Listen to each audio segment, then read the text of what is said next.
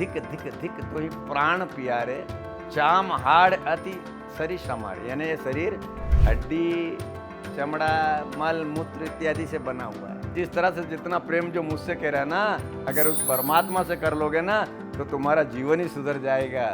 जो महिला उत्पीड़न जैसे गंभीर विषय हैं, ऐसे ज्वलंत विषयों का अध्यात्म से किस प्रकार का समाधान है? पाप से नफरत करिए, पापी से नफरत न करिए। चरित्र निर्माण के लिए ध्यान, मेडिटेशन जिसे हम बोलते हैं, वो बोलते हैं। क्या अध्यात्म के पास प्रकृति को बेहतर करने का कोई समाधान है? नदियों को माँ और गंगा क्यों माना? जल को, वरुण को देवता क्यों माना? इसलिए माना कि वो जल हमें जीवन देता है और हम उसी को प्रदूषित कर रहे हैं। पूजा पाठ के नाम के ऊपर गंगा जी में जाएंगे तो इतना फूल पत्ती सब वहाँ के प्रकृति वो कर देंगे। हम उसको तो नहीं माँ मान रहे हैं, लेकिन अज्ञानतावश उसको प्रदूषित भी कर रहे हैं।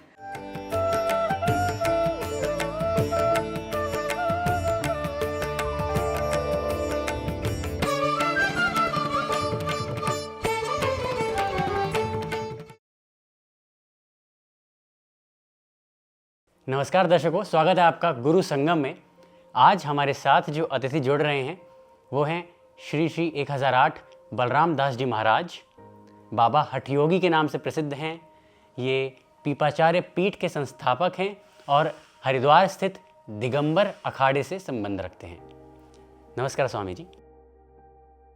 तो पहला प्रश्न इसी से शुरुआत करते हैं। आप जैसे हठयोगी हैं, योग में आज हम देखते हैं मार्केट में काइंड ऑफ कमर्शलाइजेशन हो गया, व्यवसायीकरण, तो इसके ऊपर आपका क्या दृष्टिकोण है? देखिए, एक समय था और हमारे जितने भी पुराने योगी संत थे, और उस समय तो अधिकतर संत लोग योग का अभ्यास करते थे, योगी रहते थे। आजकल की तरह नहीं कि यही उस समय के संतों में और आजकल जो संत है, जमीन आसमान का अंतर है। रहन सहन, आचार विचार, खान पान, बोली चाली, सब में परिवर्तन आ गया। और इसी परिवर्तन के कारण आज जो समाज को हम सही दिशा नहीं दे पाते हैं, उसका कारण है। तो आपने पूछा, वर्तमान समय में योग का व्यवसायीकरण हो गया है, इसमें कोई दो राय नहीं। हालांकि योग ऐसी चीज है, अगर इसे नियमित किया जाए तो असाध्य से असाध्य बीमारी हो वो भी कभी फटकेगी नहीं, आएगी नहीं। करने से, अगर आप रेगुलर करते हैं तो। ऐसी पर इसमें एक सबसे बड़ी, अगर लोगों को देखा जाए तो वो कहे कि सबसे बड़ी एक वो आजकल के हिसाब से एक कमी क्या है। हालांकि दृष्टि में देखने में कमी हो महसूस होती है, लेकिन कमी है नहीं। स्वास्थ्य की दृष्टि से कमी नहीं है, शरीर को हष्ट-पुष्ट तंदुरुस्त रखने की दृष्टि से कमी नहीं है, बॉडी के हर पार्ट को एक्टिव करने की दृष्टि से कमी नहीं है। लेकिन कमी क्या दिखती है लोगों को, कैसे रोजाना करना पड़ता है। बस परेशानी ये है, क्योंकि योग अगर रोजाना नहीं करते हैं तो न्यू समझ लीजिए कि कोई फिर उसका फायदा नहीं। आप डेली करते रहिए, हफ्ते में 5 दिन करते रहिए, योग से ठीक रहोगे। मेडिटेशन के बेनिफिट्स किस किस को नहीं पता, लेकिन ज्यादातर लोग इसको कंटिन्यू नहीं कर पाते। लगता है कि टाइम नहीं है, बहुत मुश्किल होगा या किसी गुरु की जरूरत होगी। लेकिन आपका पीएमसी हिंदी एक अल्टीमेट वर्कशॉप ला रहा है, जहां आप मेडिटेशन को अपनी लाइफ में मास्टर कर सकते हैं। आराम से अपने घर बैठे ही मास्टर बनो। 21 दिनों का मेडिटेशन वर्कशॉप। ये अल्टीमेट वर्कशॉप में आप सीखेंगे मेडिटेशन की मोस्ट पावरफुल टेक्निक आनापानसती। ध्यान सीखने के साथ साथ एक वर्ल्ड वाइड कम्युनिटी के साथ जुड़ेंगे और आपकी लाइफ को और बेहतर समझने के लिए कोर स्पिरिचुअल साइंस प्रिंसिपल्स को जानेंगे और daily life question and answers में मेडिटेशन एक्सपर्ट से इंटरैक्ट कर सकेंगे।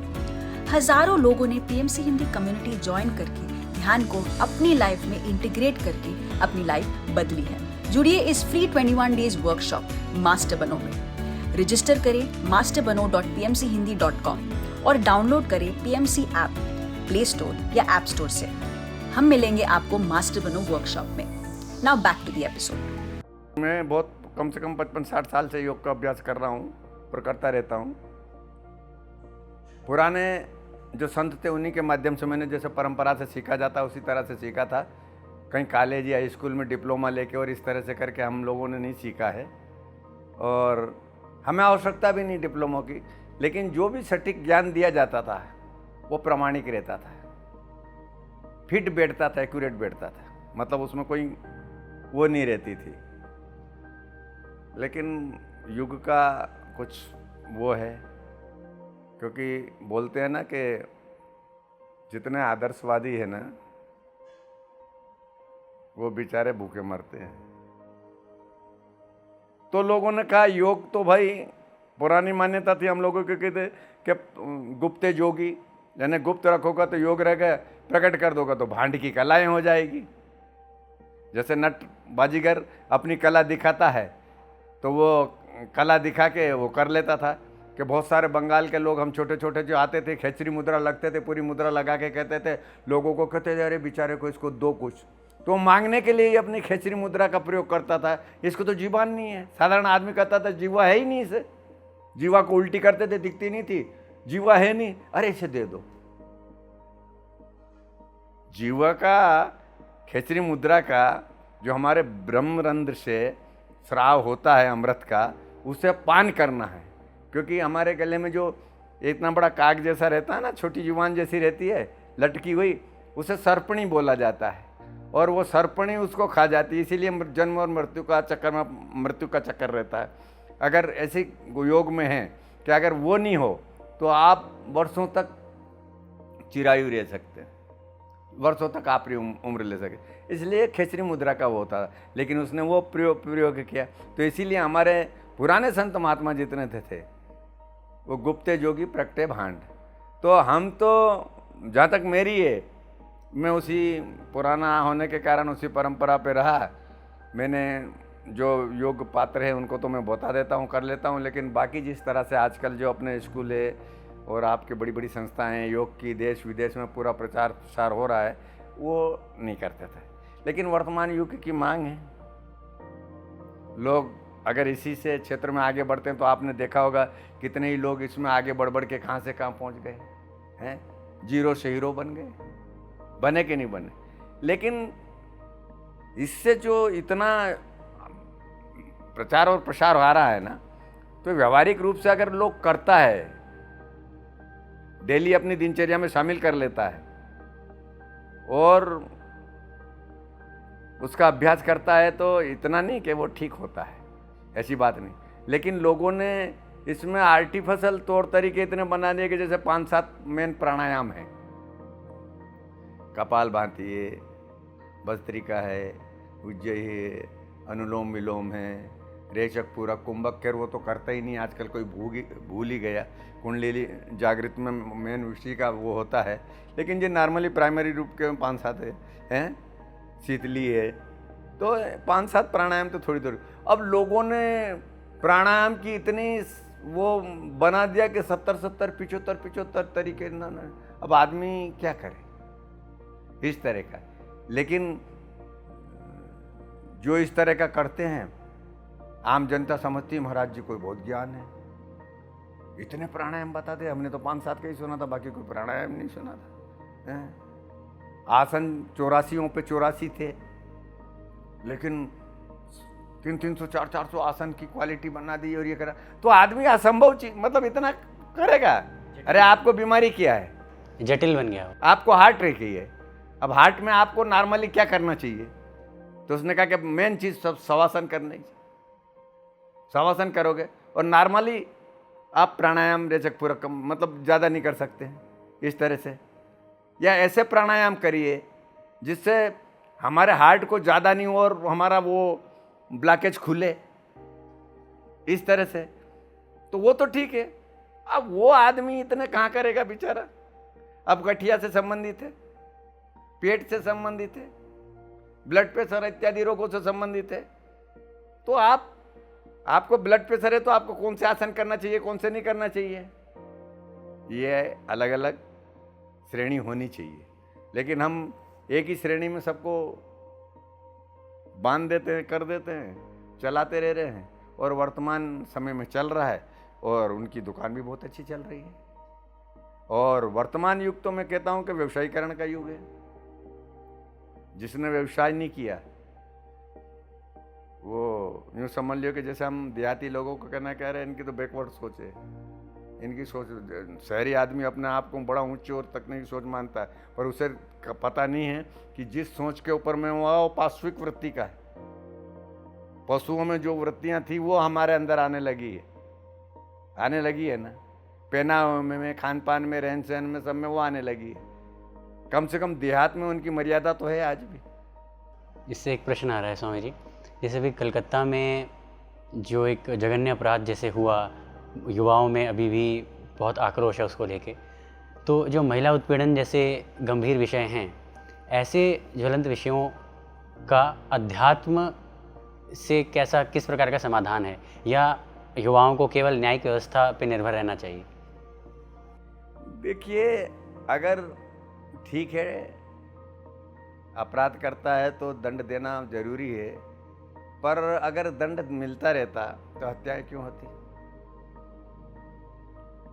फांसी भी होती है, 307 भी बनती है, 302 भी बन रही है, आजीवन कारावास भी हो रहा है, लोग जा भी जा रहे हैं, उसके बावजूद भी अपराध बढ़ रहे हैं और कर रहे हैं। हो रहा है कि नहीं? सरकारें न्याय प्रणाली के माध्यम से उनको दंड देती है, लेकिन दंड रुक नहीं पाता, परिवर्तन नहीं हो पाता है। इसके लिए हमारे प्राचीन समय से ऋषि महर्षियों का एक अध्ययन रहा है, एक सोच रही है, उनके मतलब एक रिसर्च रही है, और गीता भी बोलती है। गीता भी ने भी क्या, ध्यायते विषयान पुंस। अगर मतलब हम किसी विषय का ध्यान करेंगे, ध्यान का मतलब चिंतन करेंगे। आपने परमार्थिक चिंतन किया, आपने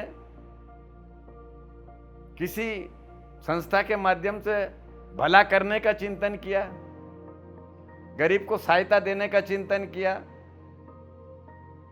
समाज सुधार का काम किया, भटके हुए नवयुवकों को अच्छे लाके उनको संस्कार देने का काम किया।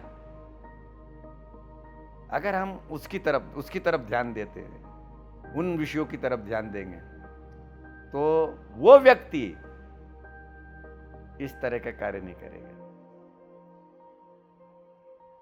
लेकिन जो व्यक्ति, क्योंकि आजकल का हमारा सबसे ज्यादा जो समाज को बिगाड़ा है आज, अच्छा भी है, बड़ी बड़ी ज्ञान की बात भी है, हमारे फोन में सब कुछ है, लेकिन इसके बावजूद भी आप ऐसी पिक्चरें उसमें आती हैं, चाहे आप फेसबुक पे देख लीजिए, यूट्यूब पे देख लीजिए, व्हाट्सएप पे देख लीजिए, इंस्टाग्राम पे देख लीजिए, मैसेंजर पे देख लीजिए, ये इनका क्या मतलब कि इस तरह की चीज अगर समाज में दोगे तो समाज के युवाओं का ब्रेन खराब होगा, वो गलत दिशा की तरफ जाएंगे, वो चिंतन गलत होगा। क्योंकि जो चीज प्रकृति दत्त है, प्रकृति से हमें मिली हुई है, लोग शराब पीते हैं, गांजा, सुल्फा, भांग, महात्मा लोग भी सेवन करते हैं। बहुत सारे महात्मा लोग तो डकाटक सोमरस का भी पान शुरू कर देते हैं। बहुत सारे को देखा मैंने हरिद्वार में, आप देखो जरा विक्रेतियां आ गई है, पकड़ इत्यादि, और बाकी और भी क्या है, वैचारिक भिन्नता आ गई ना, गलत दिशा की तरफ चल पड़े ना वो। तो जब दृश्य किसी चीज का देखते हैं, करते हैं, और उसी के ऊपर चिंतन करने लगते हैं। एक आपको उदाहरण देता हूं, एक महान ऋषि मतलब एक लेखक का उदाहरण देता हूं, जिसने रामचरितमानस की रचना की? तुलसीदास जी महाराज जी ने रामचरितमानस की रचना की कि नहीं की?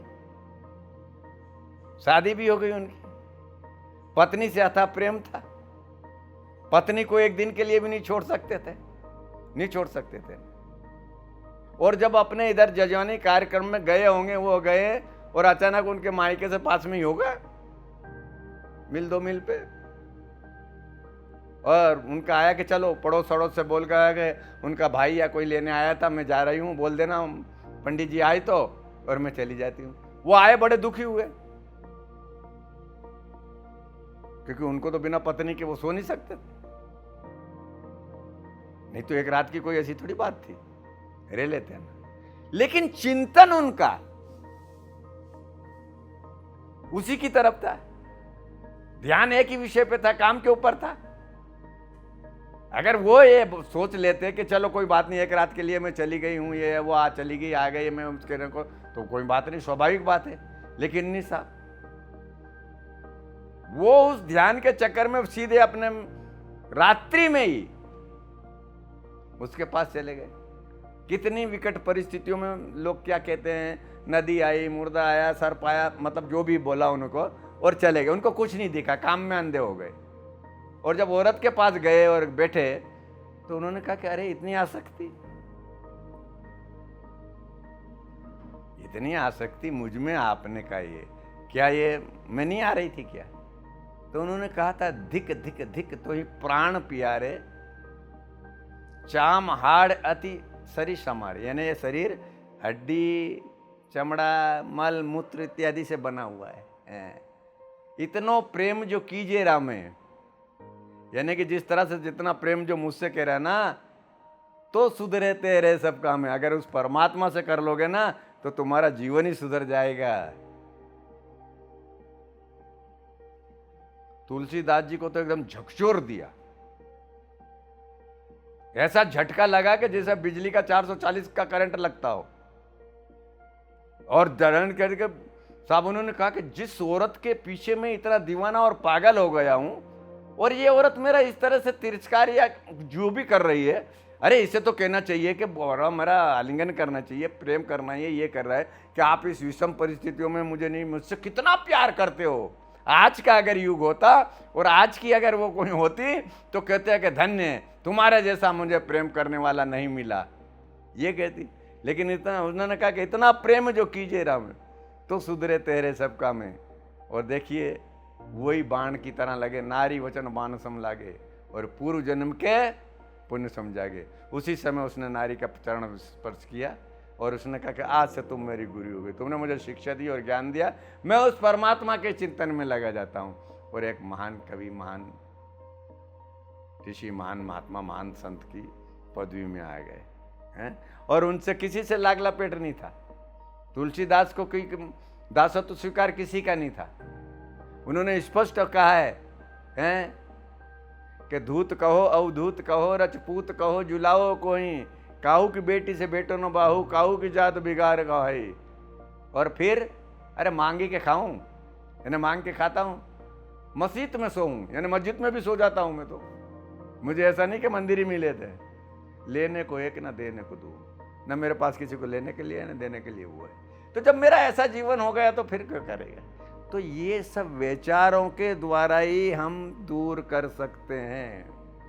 नए लोगों को भटक रहे हैं इस तरह की क्रांति को, कि जो इस तरह की फिल्म देखते हैं, इस तरह के वातावरण में देखते हैं। एक चित्र तो एक छाया ही तो है, और इसमें क्या है। लेकिन आदमी पागल हो जाता है, दिमाग खराब हो जाता है। और जब उसका दिमाग खराब हो जाता है तो बड़े बड़े ऋषि मुनियों का तो साहब हो जाता था, तो आजकल के भटके नवयुवकों का क्या करोगे, देखोगे क्या। नारद जैसे तपस्वी का है, विश्वमोहिनी जैसे रूप धारण करके आते थे, तो किन किन का नहीं हो गया, हो गया ना। तो जो जो नेचुरल है, जो प्रकृति दत्त है, जिसमें अट्रैक्शन है ना, उसे नहीं, ऑटोमेटिकली है, चुंबकीय शक्ति है, मैग्नेटिक खिंचाव है कि नहीं। तो जब ऐसी स्थिति में ये देखेगा तो आदमी वो और चला जाएगा। तो वहां भाव की आवश्यकता रहती है। विचार की प्रधानता रहती है। हम अगर आज के नवयुवकों को इस तरह की शिक्षा दें, इस तरह के विचार दें, हैं, कि जिससे वो इन बातों से दूर जाए।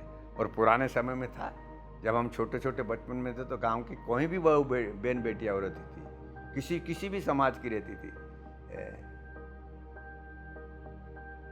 वो एकदम ऐसा समझता कि हमारे गांव की बेटी हमारी बहन है। लेकिन आज पड़ोस में चाचा ताऊ की बेटी सुरक्षित नहीं है। स्वामी जी, जैसे युवाओं की बात कर रहे हैं आप, तो आज का युवा कहीं ना कहीं अध्यात्म को एक समाधान के रूप में नहीं देखता, अपने आप में एक समस्या देखता है, क्योंकि उनके पास आदर्शों की कमी दिखती है। तो आध्यात्मिक आदर्श, जैसे अभी आप शायद बात कर रहे थे, जब योग के व्यवसायीकरण की हमने बात की, तो आपने कहा कि सन्यासियों में, साधु संतों में भी विकृति आ गई है। तो आध्यात्मिक आदर्शों की क्या आपको ऐसा लगता है कि हमारे समाज में लोप होते जा रहा है? देखिए, युवाओं के लिए इस तरह को समाज में जो बहुत सारे संत हैं, अब भी ऐसा बात नहीं है। वो कहते हैं ना, आग लगी आकाश में झरी पर अंगार, संत ना होते जगत में तो जल मरता संसार। अब भी अच्छे विचारों के संत हैं, लेकिन उनकी पब्लिसिटी नहीं होती, उनको लोग पहचान नहीं पाती, उनके लोग पास आती नहीं है। आडम्बरियों के पास आजकल हुजूम लगने लगा है, यानी उनका बड़ा बड़ा नेटवर्क है, बड़े बड़े मतलब साजो सामान है, बड़ी बड़ी प्लानिंग है, बड़ी बड़ी वो बोलते हैं ना, पहले से क्या बोलते हैं, मैनेज करते हुए फिटिंग मतलब वो रहती है उन लोगों की। इस तरह के कार्यक्रम है, तो उन संतों के पास आने पड़े। अगर समाज में इस तरह के संतों को, अगर उनके विचारों को प्राथमिकता मिलने लगे,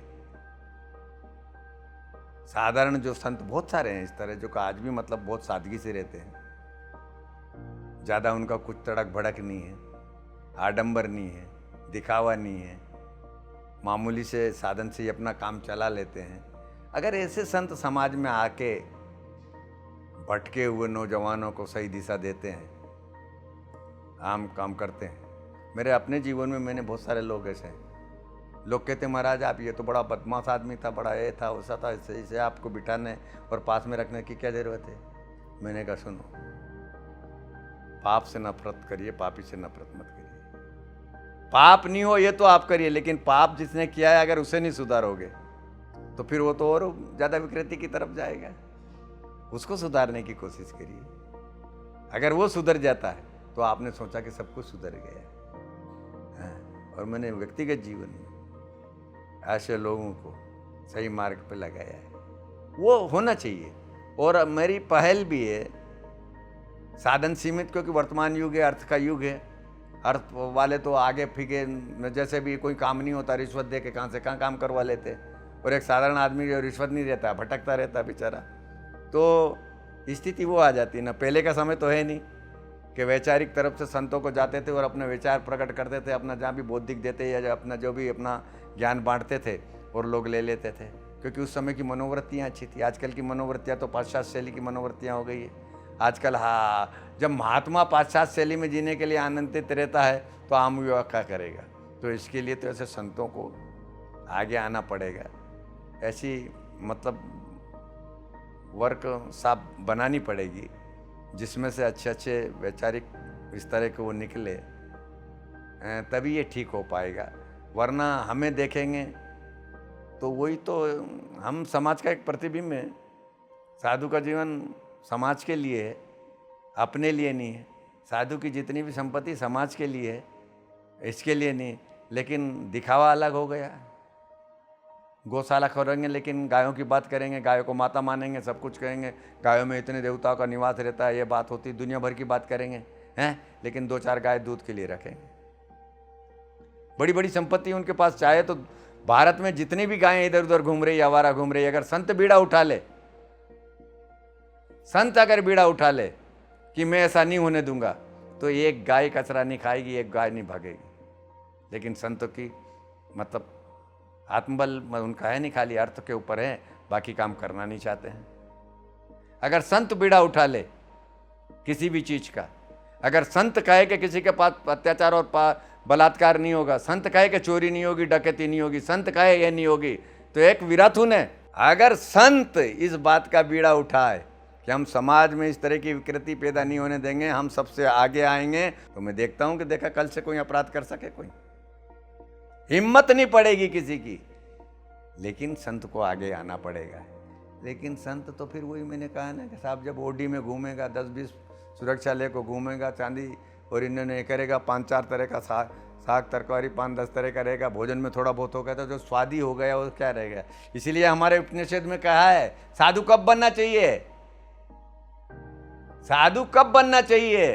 साधु धन के लिए, दौलत के लिए, संपत्ति के लिए नहीं। अगर धन, दौलत और संपत्ति साधु को समाज के माध्यम से आती है तो परोपकार कीजिए। आप खाली दूधशाला मत करिए, गौशाला खोल दीजिए। आप खाली अनक्षेत्र 2-2 रोटी देके दिखाने के नाम पर नहीं करिए। आप जो भी अनक्षेत्र में भूखा नंगा अगर आता है उसे भोजन दीजिए, खाने दीजिए।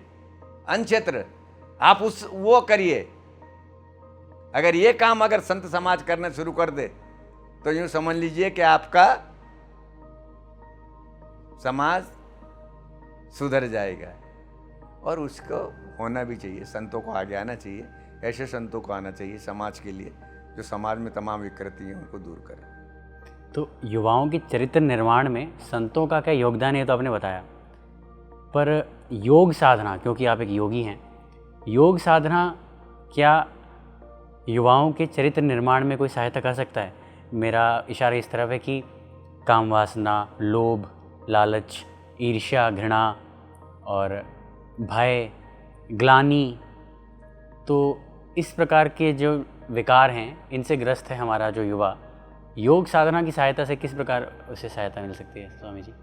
देखिए, योग देखा हम आसन, प्राणायाम इत्यादि तो हमारी शारीरिक क्रियाएं हैं। शरीर स्वस्थ रहे, हमारे बॉडी के पार्ट्स इस तरह एक्टिव रहे तो पूरा काम कर रहे हैं कि जैसे हमारा पेंक्रियाज ठीक तरह से काम कर रहा है तो शुगर नहीं होगी। अगर वो ठीक तरह से इंसुलिन नहीं बना रहा तो शुगर हो जाएगी। तो आसन प्राणायाम तो इसके लिए। लेकिन चरित्र निर्माण के लिए ध्यान, मेडिटेशन जिसे हम बोलते हैं, वो बहुत जरूरी है। और हमारे अष्टांग योग में भी यम नियम, आसन और प्राणायाम 4 अंग मतलब ये बताए। आचार विचार की शुद्धि तो पहले है आसन करने से। आजकल आचार शौचार की शुद्धि तो है नहीं, सीधे आसन और प्राणायाम पे हम जाते हैं। यम क्या है? अहिंसा, सत्य, ब्रह्मचर्य, अपरिग्रह, 5 यम। और सोच, संतोष, तप, स्वाध्याय, प्राणी निधान, न्यौचा, ये 5 यम है। तो यम और नियम का तो हम पालन नहीं करते हैं, आसन और उस पर बात करते हैं। तो जब तक हमारी वैचारिक शुद्धि नहीं होगी, हम इन बातों का वो नहीं पालन करेंगे, तो हमारी जो जैसे लेंथ बननी चाहिए ना, जैसे फाउंडेशन होनी चाहिए, जैसे नींव हो, जिसे हिंदी में कहते हैं। अब नींव कमज़ोर है तो मकान कहाँ जाएगा, ऊपर धराशायी हो जाएगा, थोड़ा सा झलका लगेगा गिर जाएगा। तो नींव मजबूत होनी चाहिए। और जब नींव मजबूत होती और जब ये काम करते तो इसीलिए हमारे अष्टांग योग का था यम, नियम, आसन, प्राणायाम, प्रत्याहार, ध्यान, धारणा और समाधि, 4 ऊपर था। प्रत्याहार मतलब जो सो हमारा मन भटक रहा कर रहा तो वो भटक रहा, फिर हम इधर लाए, वो फिर मन इधर जाने लगा, फिर हम इधर लाए, तो ऐसे करा। तो ये चीज़ें योग की है। तो मेन चीज़ है ध्यान, बाकी धारणा और समाधि की तो बात। तो हम ध्यान पे अगर एकाग्रित होते हैं, ध्यान पे वो करते हैं, ध्यान करते हैं, अच्छी बातों को सोचते हैं, प्रभु का ध्यान लगता है, ध्यान की तरफ लगा, आंखें बंद करके हम हमारे और अपने मन को एकदम हम दोनों भाव के मध्य उसे दृष्टि के कपाल के यहाँ करके अगर हम इस तरह से बैठते हैं और ध्यान मग्न होते, तो धीरे धीरे अगर हम ध्यान की तरफ इस तरह ध्यान देते हैं तो युवा का मस्तिष्क परिष्कृत हो सकता है। युवा को हम सही मार्ग पर ध्यान के माध्यम से ला सकते हैं। ध्यान ऐसी चीज़ है जिससे मैंने कि कठिन से कठिन बीमारियां भी हो, कठिन से कठिन रोग भी हो, कठिन से कठिन आपकी मानसिक किसी तरह भी वो दिक्कत हो, तो हम ध्यान के माध्यम से ठीक कर सकते हैं। स्वामी जी, एक प्रश्न आता है कि युवाओं में ना संगति, अच्छी संगत करना चाहते हैं, पर अच्छी संगत कई दफ़ा मिलती नहीं है, तो ऐसे में वो रुख करते हैं कुछ ऐसी या तो गलत संगति में फंसते हैं, कुसंगति में, फिर तो नशा और इत्यादि पदार्थ। जो प्रयास कर भी रहे होते हैं वो स्वाध्याय की तरफ जाना चाहते हैं यदि, तो आप कुछ ऐसा सुझाव दे सकते हैं कि अच्छी संगत कैसे ढूंढें? और इसी में दूसरा प्रश्न निहित है कि स्वाध्याय के लिए आप किन शास्त्रों का या ग्रंथों का सुझाव देंगे कि यहाँ से शुरू कर सकता है कोई बिगिनर अगर है? देखिए, संगति, अगर संगति गलत है तो आदमी बिगड़ेगा ही जाएगा। चोर की संगति करो तो चोरी सीख जाएगा, सीखेगा ना। शराबी की संगत करोगे शराब पीना सीख जाएगा। कामी की संगति करोगे लोग काम की प्रेरणा तरफ बोल जाएगा, होगा क्या होगा नहीं। और वही आदमी अगर मंदिर में जाने लगे, अच्छे विचार सुनने लगे, स्वाध्याय की बात करे,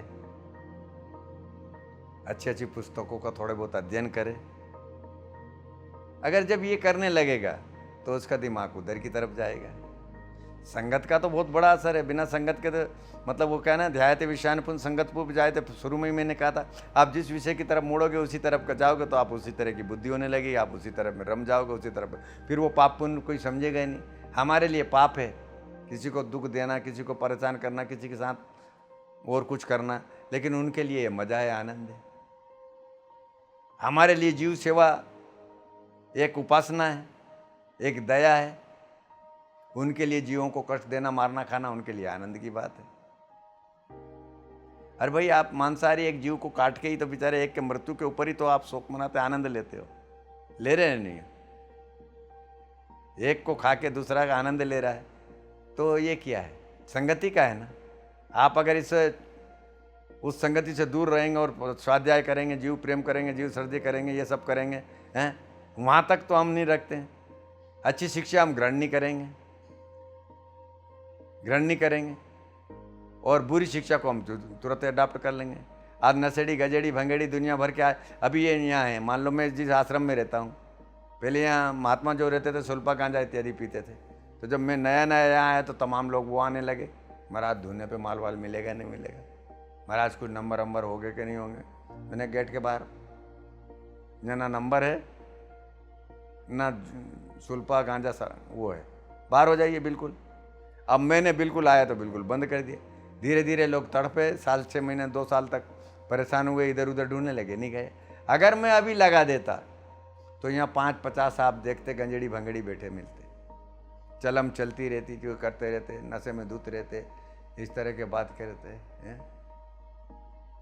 तो वो है ना कि कबीर ने एक बड़ी अच्छी बात की है, गृहस्थियों के कथे ज्ञान है तो गृहस्थी बाल बच्चेदार, पर ब्रह्म की इतनी बात करेगा, ब्रह्म ज्ञान बिन नारी नर करे न दूसर बात, यानी ब्रह्म ही ब्रह्म की बात ठोक दी। जैसे तो आप वेदांत की बात कर रहे थे, शरीर है, नश्वर है, कुछ नहीं है, ये नहीं है, वो नहीं है, दुनिया भर की बात करता रहेगा और उस आचरण उसके 10 विपरीत रहेगा। तो उसने कहा कि गृहस्थियों के कथे ज्ञान और अमलियों के धैर्य ध्यान। आप अमल कर रहे हो, गांजे का, भांग का, शराब का, दुनिया भर का कर रहे हो और कह रहे मैं ध्यान में मस्त रह रहा हूँ। अरे ध्यान में क्या, नशे में मस्त रह रहा है? ध्यान थोड़ी है उसका। ध्यान तो योग से मिलेगा, चिंतन से मिलेगा, साधना से मिलेगा। वो कह रहा मैं मस्त रह रहा हूं और साधु होके करे व्यापार। कबीर ने कहा ये तीनों लोग हैं मक्कार, समाज को धोखा देने वाले हैं, इनसे कभी नहीं होगा।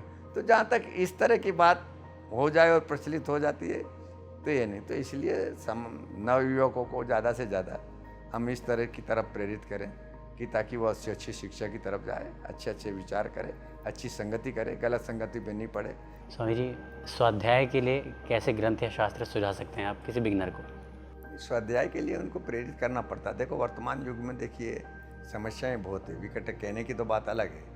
अब एजुकेशन के क्षेत्र में देख लीजिए, सिलेबस इतना बड़ा हो गया, इतनी बड़ी होगी, रात दिन 16 जो पढ़ने वाले बच्चे 17 18 घंटा पढ़ता है। अब उसे कह के तू रामायण लेके बैठ जा या गीता लेके बैठ जा, उसे यही कह सकते हैं बेटा संगति अच्छी करो।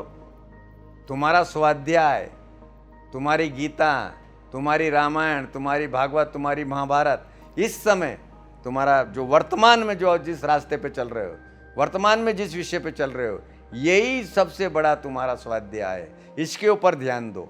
और आप देखते हो कि ब्रिलियंट से ब्रिलियंट बच्चा जो 99% नंबर आता है, 100% आता है, 90 नंबर लाता है कि नहीं लाता है, वो क्या उसका एक ही लक्ष्य रहता है, अर्जुन की तरह, पढ़ाई, अपने विषय में ही डूबे रहना, बाकी बात बाद में सोचेगा। तो ये भी एक, ये नहीं है कि अब हम कह रहे हैं वो परीक्षा देने के लिए तैयारी IAS IPS की और हम कहें कि तू रामायण पढ़ ले। अरे रामायण के आदर्शों को सुन के उनके ऊपर विचार कर ले खाली कि हाँ मुझे ऐसे रहना है, लेकिन शिक्षा तो तुम्हें उस समय उसकी रामायण वही है, उस समय उसकी गीता भागवत वही है। अगर उस समय वो करेगा तो यूँ समझ लो कि जीवन में बहुत अध्ययन करेगा और सही मार्ग पे तरफ जाएगा और बनेगा भी अच्छा, और वो बाद में गीता रामायण भागवत सब पढ़ेगा। तो इस तरह का जो सिस्टम है ना वो बनाना चाहिए। अब जैसे नहीं पढ़ने वाले लड़के हैं, बच्चे हैं, पढ़ने आवारा हैं, ऐसे हैं, अब उन लोगों को कहो तो उनसे कहो कि बेटा तू थोड़ा ध्यान दिया कर, अच्छी संगत किया कर, मंदिर में जाया कर, तिलक लगाया कर, स्नान ध्यान किया कर, थोड़ी देर भगवान का ध्यान लेकर कर, उसके बाद पाठ कर, तो उस बच्चे के लिए बहुत ज़रूरी है। तो उसमें देखना पड़ता है, एक ही डंडी से नहीं हाँकना पड़ता है कि कौन कैसा क्या है। अब वो किसान की बात है, वर्षा ऊपर से हो रही है, चल रही है, बोनी का समय आया है, बीज ना करना धरना, और उससे क्या है 4-7 दिन का कैंप लगा भाई, तो उसमें रे ध्यान योग केंद्र लगा, तो ध्यान योग केंद्र सीख ले, तो बेचारा फिर खेती की चौपट हो जाएगी। तो उस समय तो उसका ध्यान योग केंद्र वो खेती है। समय समय की बात है, सिस्टम की बात है, कौन सा समय किस तरह से उपदेश और कैसे देना चाहिए, तो ही हमारे संस्कार और आचरण बने। स्वामी जी, एक अंतिम प्रश्न प्रकृति को लेके, क्योंकि हम देवभूमि उत्तराखंड में हैं, यहाँ पहाड़ को भी देव माना जाता है। सनातन संस्कृति में तो घर घर में जैसे है ना, पेड़ पौधों को भी पूजेंगे, हम पशुओं में भी जीव मानते हैं, हम सभी मनुष्यों में कण कण में विष्णु का वास मानते हैं। किंतु आज इसी प्रकृति को मानव इसका दोहन कर रहा है, शोषण कर रहा है, और ये शोषण इस हद तक, इस सीमा तक पहुंच चुका है कि कहीं ना कहीं पृथ्वी का अब सामूहिक रूप से जो शोषण नहीं भी कर रहे उन तक भी प्रभाव पड़ रहा है। कल को बाढ़ आती है तो देख के नहीं आती किसके घर में पॉल्यूट किया, किसने प्रदूषण किया नहीं किया। तो क्या अध्यात्म के पास प्रकृति को बेहतर करने का कोई समाधान है? देखिए, हमारा तो अध्यात्म ही प्रकृति से जुड़ा हुआ है। जो सनातन धर्म है ना, उसकी जितनी भी दिनचर्या है या क्रियाकलाप है, पूजा पाठ या पद्धति है, उपासना है, वो सब पर्यावरण से जुड़ी हुई है। बाकी किसी धर्म में आपको देखने के लिए नहीं मिलेगा कि आप उसको ठीक करिए। अब हम क्या, अब प्रकृति की तरह भी देख लिए, पीपल में हम कहते हैं कि रोम रोम में देवताओं का निवास है, पेड़ है, लेकिन देखिए जितना पीपल 24 घंटे में ऑक्सीजन देता है, इसीलिए तो उसे पीपल को, वृक्ष को हम पूछते हैं। एक पीपल आपको कितने आदमी को, एक पीपल अगर एक गांव में रहता है तो पूरे गांव के ऑक्सीजन की पूर्ति करता है कि नहीं करता है? इसलिए हमने पीपल को देव माना है। नदियों को माँ और गंगा क्यों माना? जल को वरुण को देवता क्यों माना? इसलिए माना कि वो जल हमें जीवन देता है ना। प्रकृति को पालता पोता बना जल के जीवन नहीं है, और हम उसी को प्रदूषित कर रहे हैं, उसी को गंदा कर रहे हैं, उसी को मेला कर रहे हैं ना। पूजा पाठ के नाम के ऊपर गंगा जी में जाएंगे तो इतना फूल पत्ती सब वहाँ के प्रकृति वो कर देंगे। हम उसको तो नहीं माँ मान रहे हैं, लेकिन अज्ञानतावश उसको प्रदूषित भी कर रहे हैं। तो सनातन में तो हर चीज को, अब पृथ्वी को माँ क्यों माना? अग्नि को देवता क्यों माना? मानते कि नहीं मानते? पवन को देवता क्यों माना? क्योंकि हम पवन को गंदा नहीं करें। अगर हवा भी गंदी रहेगी, शुद्ध ऑक्सीजन नहीं मिलेगा, आप बीमार हो जाओगे। तो इसलिए देवता को नहीं करना चाहिए, देवता को। इसलिए हमारी यज्ञ पद्धति थी, ठीक है नहीं थी? ये जो पद्धति है सिर्फ हिंदुओं में मिलेगी, लेकिन वो रूढ़िवादिता बन गई है। हम खाली देवता मान के उसको करते हैं, इसको नहीं, वो देता है इसलिए हमने देवता माना है।